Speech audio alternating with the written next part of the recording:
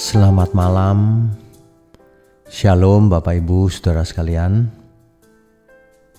Saudara, di dunia ini tidak ada orang yang bercita-cita ingin sakit gitu, tidak ada.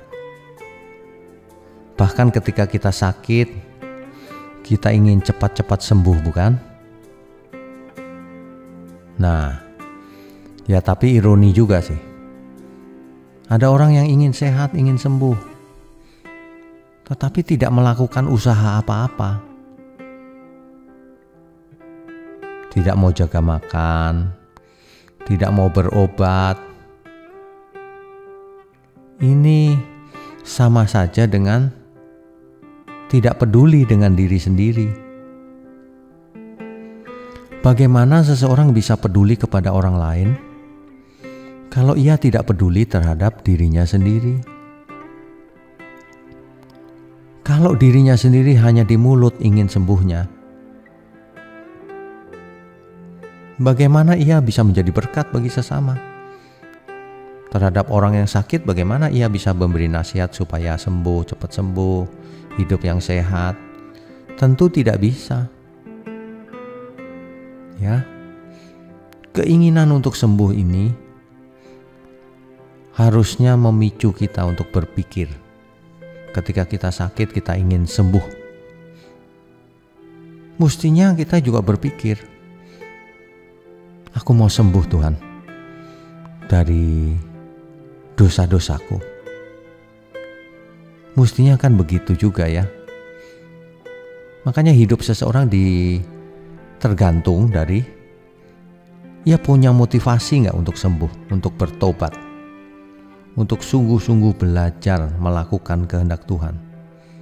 Ia punya keinginan atau tidak.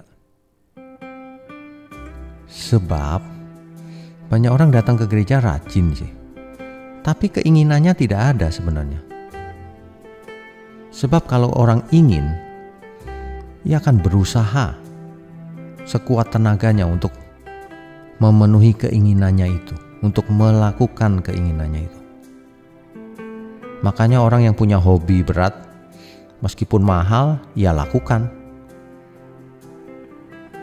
Sama, jika kita mengatakan di mulut cinta Tuhan, ingin masuk surga, mana energinya, mana keinginannya, benar ingin atau tidak?